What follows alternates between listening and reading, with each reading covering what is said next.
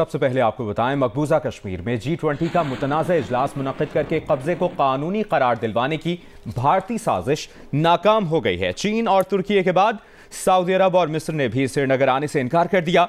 भारत के tourism secretary Arvind Singh ने दिल्ली में मीडिया को गुज़श्ता रोज़ बताया कि G20 ममालिक में से चीन, तुर्की और सऊदी अरब ने अभी तक इजलास में शिरकत की तस्दीक नहीं की है। खुसूसी तौर पर मदऊ किए गए मिस्र ने भी शिरकत के लिए रजिस्ट्रेशन नहीं करवाई। मकबूजा श्रीनगर में आज से G20 वर्किंग ग्रुप का 3 रोज़ा इजलास शुरू हो रहा है।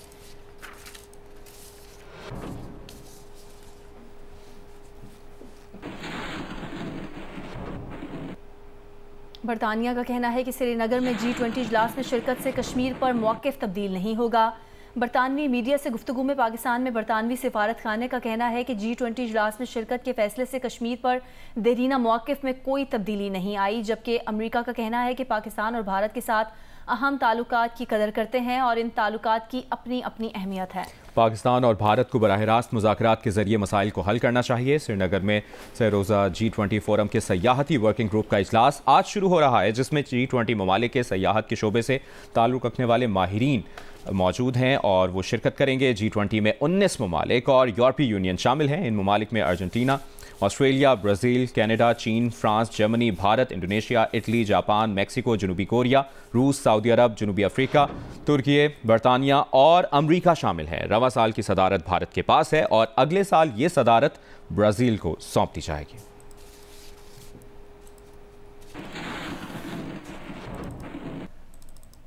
वज़ीर ख़ारजा बिलावल भुट्टो ने कहा है कि पाकिस्तान भारत का असल चेहरा दुनिया को दिखा रहा है। भारत समझता है कि एक कॉन्फ्रेंस के जरिए कश्मीरियों की आवाज़ को दबा सकता है।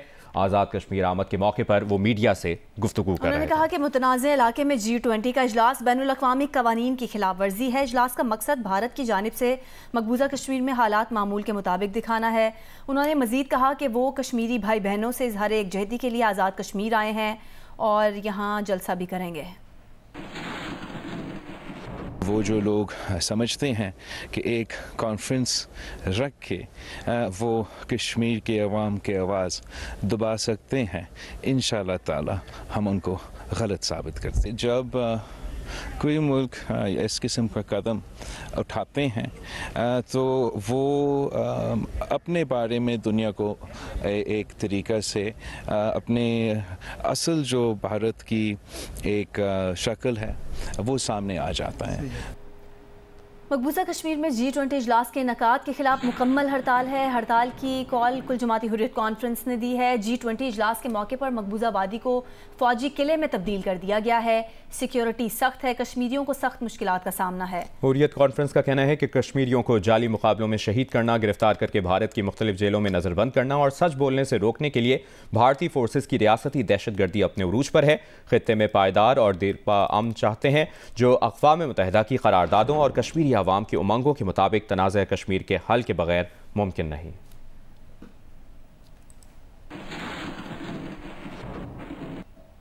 मकबूजा कश्मीर में G20 का मुतनाज़ इजलास मुनक़िद करके कब्जे को कानूनी करार दिलवाने की नाकाम भारतीय कोशिश पर आज़ाद कश्मीर के दारुल हुकूमत समेत मुख्तलिफ अज़ला में मुज़ाहिरे और रैलियाँ निकाली जा रही हैं। भारत की जानिब से मकबूजा जम्मू कश्मीर में G20 कॉन्फ्रेंस की मेज़बानी करके रियासत जम्मू कश्मीर पर अपने गैर कानूनी इक़दाम को कानूनी करार देने के खिलाफ पूरे आज़ाद कश्मीर में एहतजाजी मुज़ाहिरे जारी हैं।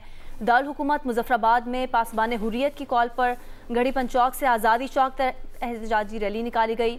मुज़ाहिरीन का कहना था कि मुतनाज़े रियासत में बैनुल-अक़वामी कॉन्फ्रेंस करके भारत अपने कब्जे को कानूनी बनाने की कोशिश कर रहा है।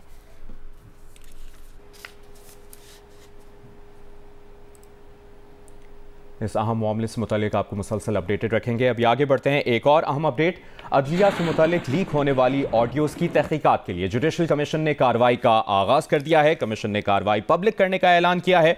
कमीशन में अटॉर्नी जनरल ने हसास मालूमात के अलावा तमाम कार्रवाई खुली अदालत में होने की हिमायत की है। कमीशन ने अटॉर्नी जनरल को हिदायत की है कि ऑडियोज़ उनके मुसद्दिका ट्रांसक्रिप्ट की 4 कॉपीज़ बुध तक जमा कराएं। 2 अफराद की ऑडियो में गुफ्तगू अगर किसी तीसरे फरीक के बारे में है तो वो कार्रवाई में शरीक हो सकता है। ऑडियो से मुतल्लिका तमाम अफराद के बयान रिकॉर्ड किए जाएं। जुडिशल कमीशन ने अटॉर्नी जनरल को ऑडियोज़ की तस्दीक के लिए मुतल्लिका एजेंसी का तयन करने की हिदायत की है। सरबराह कमीशन जस्टिस फायज़ ईसा ने वाज़ेह किया है कि इंक्वायरी कमीशन किसी जज के खिलाफ कोई कार्रवाई कर रहा है न करेगा। कमीशन सिर्फ हक़ाइक़ के तयन के लिए कायम किया गया है। सुप्रीम जुडिशल काउंसिल के दायरे इख्तियार में मुदाखलत नहीं होगी। तमाम गवाहों की ना सिर्फ इज्जत करेंगे बल्कि जवाब में इज्जत की तवक्को भी करते हैं।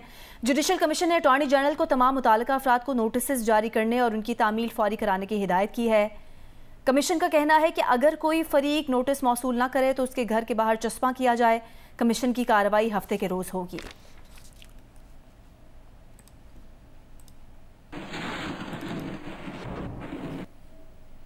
लाहौर हाईकोर्ट के रावलपिंडी बेंच ने पीटीआई रहनुमा शीरी मजारी की नज़रबंदी खत्म करके उन्हें रिहा करने का हुक्म दिया है। अदालत ने हुक्म दिया है कि शीरी मजारी डिप्टी कमिश्नर को बयान हल्फी दें कि वो आइंदा ऐसी सरगर्मी में शामिल नहीं होंगी।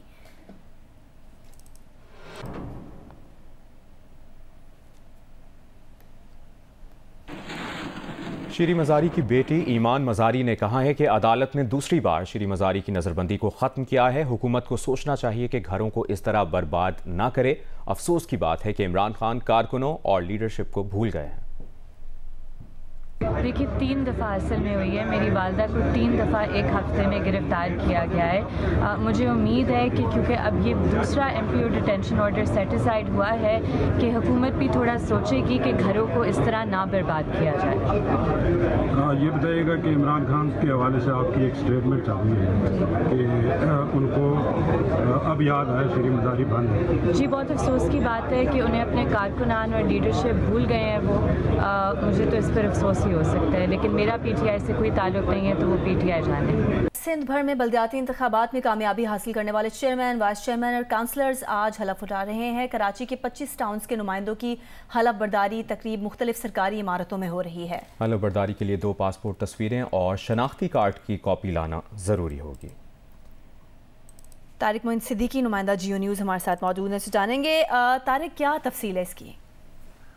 देखें सिंध भर में आज 10,000 से ज़ायद जो बल्दियाती मुंतखब नुमाइंदे हैं वो अपने अहदों का हल्फ उठा रहे हैं। ये सिलसिला अभी जारी है। कराची में 1476 जो नुमाइंदे हैं उनमें से 1460 मुंतखब नुमाइंदों ने आज हल्फ लेना है। हल्फ बर्दारी का सिलसिला मुख्तलिफ अजला में जो है जारी है इस वक्त भी। कुल जो 246 नशिस्तें हैं उसमें से 240 का गैर हतमी और गैर सरकारी नताइज मौसूल हो चुके थे, जिसकी बुनियाद पर मुंतखब नुमाइंदे वो हल्फ बर्दारी का सिलसिला जारी है। इसमें हम अगर पार्टी पोजीशन देखें तो पीपल्स पार्टी के 98, जमात इस्लामी के 87, तहरीक इंसाफ के 42, मुस्लिम लीग नून के 8, JUI फे के 3, तहरीक लब्बैक के 1 जो उम्मीदवार हैं वो हल्फ उठाएंगे। इस तरह जो 6 यूनियन कमेटीज की नशिस्तों पर नताइज का मामला है वो अदालत में अभी जेर समाअत है। पहला मरहला जो है वो आज मुकम्मल होने जा रहा है और इसके बाद जो अब मुंतखब अरकान की बुनियाद पर मखसूस नशिस्तें हैं वो अलॉट की जाएंगी। उस सिलसिले में उम्मीदवारों को फॉर्म जारी करने का सिलसिला शुरू हो गया है और ये अपनी तमाम जांच पड़ताल और उसके बाद जब इसकी हतमी फहरिस्त जारी होगी तो उसके बाद मेयर और डिप्टी मेयर का इंतखाब जो है वो अमल में आएगा। लेकिन इसके लिए ज़रूरी है कि जो जनरल इलेक्शन हुए हैं उसमें तमाम जो मुंतखब नुमाइंदे हैं उनकी हल्फबर्दारी मुकम्मल हो, उसके बाद मखसूस नशिस्तें उसी उनका फैसला है, उसके बाद ही मखसूस नशिस्तों पर अलॉटमेंट होगी। सही। तारिक मोइन सिद्दीकी साथ ही रहेगा, हमें ज्वाइन किया है सुलेमान सादत खान ने, उनसे भी बात करेंगे। सुलेमान, पीपल्स पार्टी और जमात इस्लामी के नुमाइंदों की जानिब से हलफ लिए जाने की इतलात हैं, लेकिन PTI के मुंतखब नुमाइंदों के बारे में क्या इतलात हैं? कई तकारीब में अब तक उनकी मौजूदगी नजर नहीं आई है। आज बिल्कुल पाकिस्तान पीपल्स पार्टी और जमात इस्लामी के अरकान जो है वो अपनी हल्फ बर्दारी में मौजूद हैं। इस वक्त जहाँ से मैं आपको रिपोर्ट कर रहा हूँ ये जिला जनूबी है और लियारी की UC1 है, जहाँ से पाकिस्तान तहरीक इंसाफ के जो चेयरमैन है वो मुंतखब हुए हैं वो यहाँ पर मौजूद हैं और उनसे हमारी गुफ्तगू भी हुई तो उनका ये कहना है कि उन्हें आज भी ये डर था कि गिरफ्तारी होगी, लेकिन वो 9 मई के किसी भी वाक़ये में मौजूद नहीं थे। 9 मई को वो किसी भी एहतजाज में मौजूद नहीं थे, लेकिन डर डर कर वो यहाँ पर पहुंचे हैं और इस वक्त जो है यहाँ पर यूनियन काउंसिल 1 से लेकर यूनियन काउंसिल 9 लियारी और इसके गिरदोनवा में जो इलाके थे वहाँ की जो है वो हल्फ बर्दारी जो है वो हो रही है और कुल जो है वो 43 यूनियन कमेटियों के चेयरमैन पाकिस्तान तहरीक इंसाफ के मुंतखब हुए हैं। अब तक ये एक ही नुमाइंदा है जिसे हमने देखा है जो कि सुलेमान सादत खान और तारिक मोइन सिद्दीकी हमारे नुमाइंदगान हमें अपडेट करते हैं। बहुत शुक्रिया आप दोनों का। और अब बात करेंगे एशिया कप के हाइब्रिड मॉडल की, जिस पर श्रीलंका, बांग्लादेश, अफगानिस्तान और नेपाल की रजामंदी से भारत मुश्किल में आ गया। पाकिस्तान क्रिकेट बोर्ड के एशिया कप और वर्ल्ड कप से मुतालिक सख्त मौक़िफ़ ने भारतीय बोर्ड को सोचने पर मजबूर कर दिया है। एशिया कप के हाइब्रिड मॉडल पर 4 ममालिक ने रजामंदी जाहिर कर दी है, जिनमें श्रीलंका, बांग्लादेश, नेपाल और अफगानिस्तान शामिल हैं। भारत के पास ऑप्शंस बहुत कम रह गए हैं। जराए का कहना है कि पीसीबी के एशिया कप और वर्ल्ड कप से मुतालिक सख्त मौकिफ ने भारत को सोचने पर मजबूर कर दिया है। नजम सिटी से मुलाकात करने वाले एसीसी के नायब सदर ने एशियन क्रिकेट काउंसिल के सरबरा भारत के जय शाह को तमाम तर तफसीलात से आगाह कर दिया। जराए का यह भी कहना है कि भारतीय बोर्ड हाइब्रिड मॉडल पर रजामंदी के लिए पाकिस्तान को वर्ल्ड कप खेलने के लिए भारत आने की शर्त रख सकता है। जराए के मुताबिक हाइब्रिड मॉडल पर पाकिस्तान में 4 मैचेस लाहौर में होने का इम्कान है। इवेंट में पाकिस्तान और नेपाल का पहला मैच होगा। श्रीलंका, बांग्लादेश और अफगानिस्तान की टीमें अपने ग्रुप के 3 मैचेस पाकिस्तान में खेलेंगी, लेकिन दूसरे मरहले के लिए दुबई या श्रीलंका पर डेडलॉक बरकरार है। पाकिस्तान के सिवा दीगर ममालिक श्रीलंका में इवेंट का इनेकाद चाहते हैं। कोयटा में 34वीं नेशनल गेम्स की इफ्तिताही तकरीब की तैयारियां मुकम्मल कर ली गई हैं। वज़ीर आज़म मोहम्मद शहबाज शरीफ गेम्स का बाज़ाब्ता इफ्तिताह करेंगे।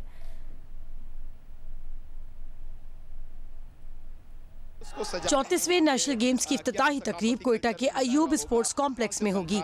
कॉम्प्लेक्स के फुटबॉल स्टेडियम में तकरीब की तैयारियां मुकम्मल कर ली गई हैं। खुसूसी स्टेज तैयार किया गया है। शेड्यूल के मुताबिक वज़ीर आज़म मोहम्मद शहबाज शरीफ आज दोपहर 3 बजे नेशनल गेम्स का बाज़ाब्ता इफ्तिताह करेंगे। तकरीब में गवर्नर बलूचिस्तान मलिक अब्दुल वली काकड़, वज़ीर आला मीर अब्दुल कुद्दूस बजिंजो, वफाकी सूबाई वज़रा, अरकान पार्लियामेंट, आला हुक्काम और दीगर अमायदीन शरीक होंगे। कोयटा में नेशनल गेम्स 19 साल बाद मुनक्किद हो रहे हैं।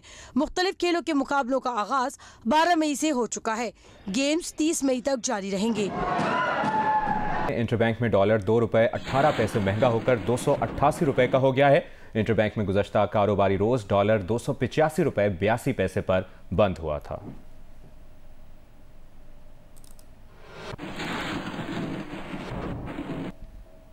आइंदा माली साल के लिए बजट स्ट्रेटजी पेपर का खाका तैयार कर लिया गया है। ज़राए वज़ारत ख़जाना का कहना है कि वज़ीर ख़जाना अगले माली साल के बजट अहदाफ पर वज़ीर आज़म को आज ब्रीफिंग देंगे। IMF के साथ मुज़ाकरात और प्रोग्राम की हैसियत पर भी वज़ीर आज़म को आगाह किया जाएगा।